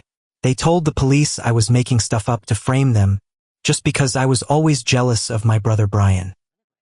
What disgusted me was that they even deleted the video from the security camera on their porch to erase all evidence. But they'd forgotten one thing. The neighbor's camera across the street had recorded everything. Images of me dragging myself to the porch, my face pale from pain. Images of my parents getting in their car, ready to leave. Images of both Dad and Mom leaning out through the car windows to talk to me before hitting the gas and driving off. Even though the video had no sound, those images exposed their act of abandoning someone in danger. They couldn't deny their guilt. When the police informed me of this news, I was determined to get justice for myself. I stayed in the hospital for 3 more days before being discharged. During those 3 days, my parents didn't call to check on me, didn't visit me even once. Brian didn't either. The feeling of being betrayed by the very people who brought me into this world hurt me more than the snake bite itself. But that pain was also the motivation for me to make my decision. I was determined to teach them a lesson. Right after getting out of the hospital, I went to Lawyer Mason's office.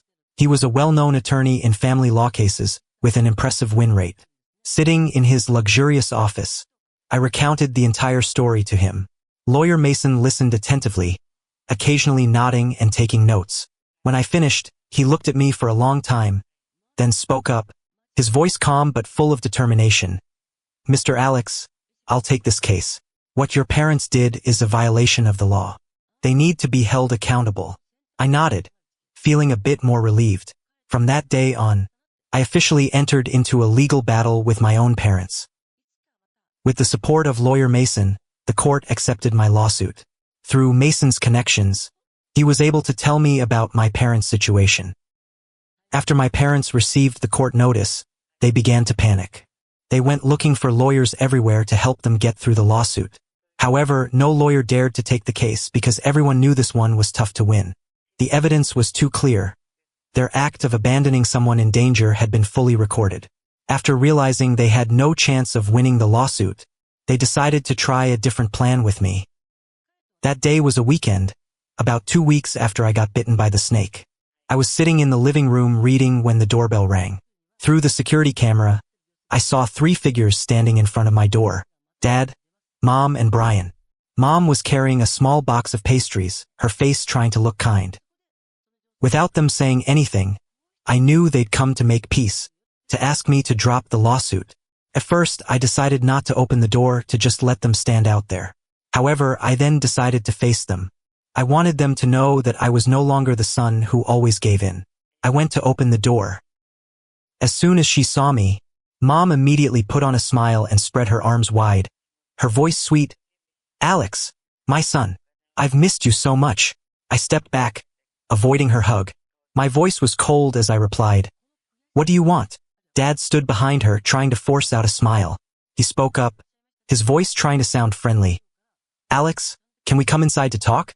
Standing out here, without letting him finish, I cut him off. I said each word clearly. "No. Say whatever you have to say right here. Brian was starting to lose patience now. He stepped forward, his voice harsh and challenging. You ungrateful bastard. You're gonna make your parents stand out on the porch like this? Immediately, I looked straight into his eyes, my voice unwavering as I asked back. What parents? I don't have parents. Those are your parents, not mine. When Mom heard what I said, she burst into tears. She cried as she spoke, her voice trembling. How can you be so heartless to talk to me like that?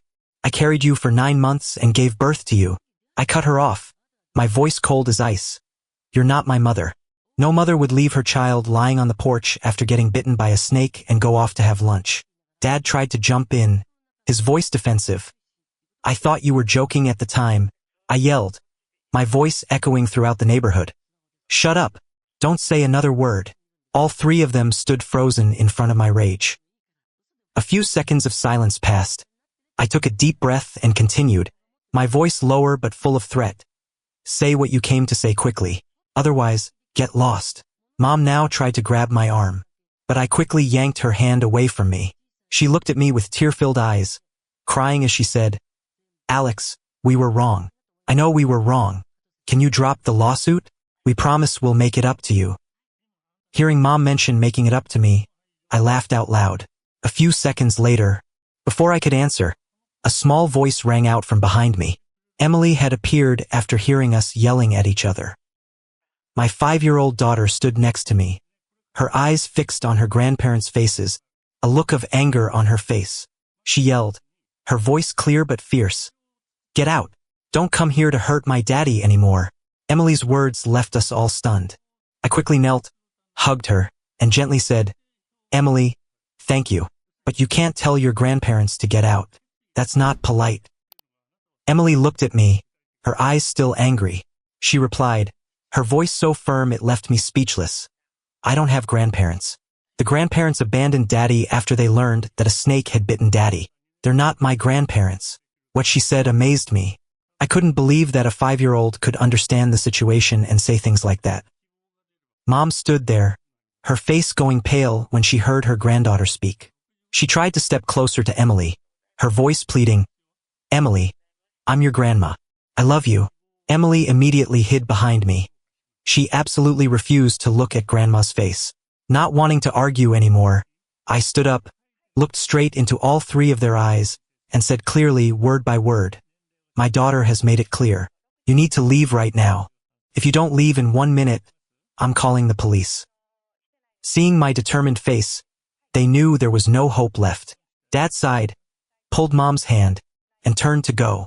Brian followed behind, but before stepping down the porch steps, he turned back to look at me and said, his voice full of resentment, you're gonna regret this decision. I didn't answer, just stood there watching their backs disappear down the road. When their car turned out of the neighborhood, I felt like a heavy burden had just been lifted. 2 months later, the court hearing took place. That day, I had Emily stay at the neighbor's house. I didn't want Emily to witness her dad taking her grandparents to court. In the courtroom, with the evidence provided by the police, along with my medical records and the video footage from the neighbor's camera, my parents had no way to deny their guilt. They admitted their fault. When the judge asked why they abandoned their son during a dangerous situation, Dad stood before the court, hung his head, and answered, his voice so quiet it was barely audible, because we didn't want to be late for lunch with Brian, our youngest son. After hearing that, the judge looked at my parents for a long time, then spoke up and asked, are you people okay? Just for one meal, you were willing to abandon your oldest son to face death? That question left my parents silent. They stood there, heads hung low, not daring to look at anyone. At the end of the hearing, they were fined $30,000. $20,000 of that was to cover hospital bills and emotional damages for me, and the remaining $10,000 was court costs. Additionally, they were required to attend social responsibility classes and were put on probation for 3 years. Before the hearing ended, I stood up and asked to make a statement. The judge nodded in agreement. I took a deep breath and said, my voice echoing throughout the courtroom, Your Honor and members of the jury, regarding the $20,000 in compensation, I refused to accept it. Everyone in the courtroom looked at me in surprise. I continued, My voice without hesitation as I said, I ask the court to issue a restraining order against them. They're not allowed to see my 5-year-old daughter or me. The duration of this restraining order is for the rest of their lives. Hearing my request, Mom broke down sobbing. She looked at me with pleading eyes and cried out, her voice desperate. Don't do this to me, Alex. I know I was wrong. Please, don't do this. I just looked at Mom, didn't say another word. My heart had hardened after everything they'd done to me. After reviewing the evidence and their behavior again, the judge nodded and agreed to my request. When I walked past my parents in the courtroom, I didn't look at them. I just walked straight out the door. That was the last time I saw my parents in the past 3 years. 3 years have passed since the incident occurred. I sold the old house and moved to a new place, about 60 miles away from my parents' house. It wasn't that I was running from them. I wanted to start fresh with my life and Emily's. Emily is 8 years old now. She's grown up to be intelligent, quick-witted, and fast. During these past 3 years, she hasn't mentioned her grandparents even once. I don't know if she's forgotten them or if she still remembers but doesn't want to say them. Either way, I hope she'll soon forget those unpleasant memories. Life went on peacefully like that. Every day I went to work, focused on my job. Every evening I would come home and take care of my daughter. I didn't contact my parents, nor did I contact Brian. They were like strangers who happened to share my DNA that I'd known in the past. When I thought they'd completely disappeared from my life, fate brought news about them once again. This time, the news left me unsure whether to be happy or sad. 2 days ago, Brian called me. That was the first call after 3 years of no contact. The first call, I let it ring through and hung up. On the second call, I did the same thing. But when the third call came, I decided to answer. I wanted to know what was so important that he had to keep calling like that. As soon as I picked up, Brian's voice rang out, rushed and tense. Alex, Mom and Dad are in the hospital. Their condition is severe. Hearing that news, I remained silent, not saying a word. Brian continued. His voice somewhat panicked as he announced. Dad was cutting weeds in the backyard when he got bitten by a snake. Mom went out to help Dad and got bitten as well. Neither of them had their phones with them. By the time the neighbors found them and called 911, the venom had already spread deep into their systems. Hearing this, I burst out laughing. My laughter echoed in the empty room. Brian, on the other end, angrily asked back, "What are you laughing at?" I stopped laughing, my voice cold as I replied, "They got bitten in the same spot where I got bitten 3 years ago? In that same backyard where they left me lying there to die. How ironic." Brian was quiet for a moment, then continued, his voice somewhat pleading. "Alex, they're awake now, but their condition is terrible. Their chances of dying are very high. They want to see you and Emily." Hearing their request, I didn't need to think. I told Brian straight, "Tell them, Emily, and I won't be coming.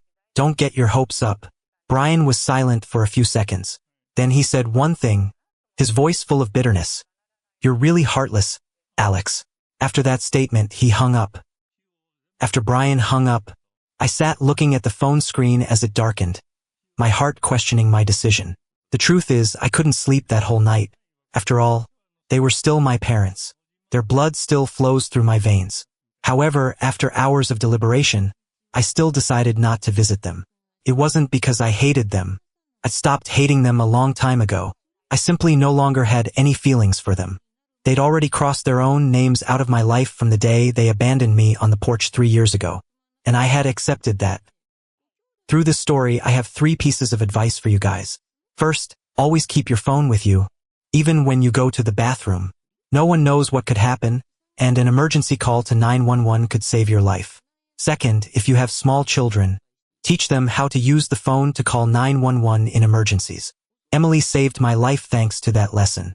Third, never hesitate to say no. If family or anyone abandons you when you need them most, they've already crossed themselves out of your life. You don't owe them anything. That's the end of my story. Before I finish, I want to ask you guys a question. If I were you, would I visit my parents whose snakes have just bitten? Or would you be like me, ready to say no? Leave your thoughts in the comments below. Thanks for listening to my story. If you found this story helpful, don't forget to subscribe to the channel and share to support us. See you in the following stories.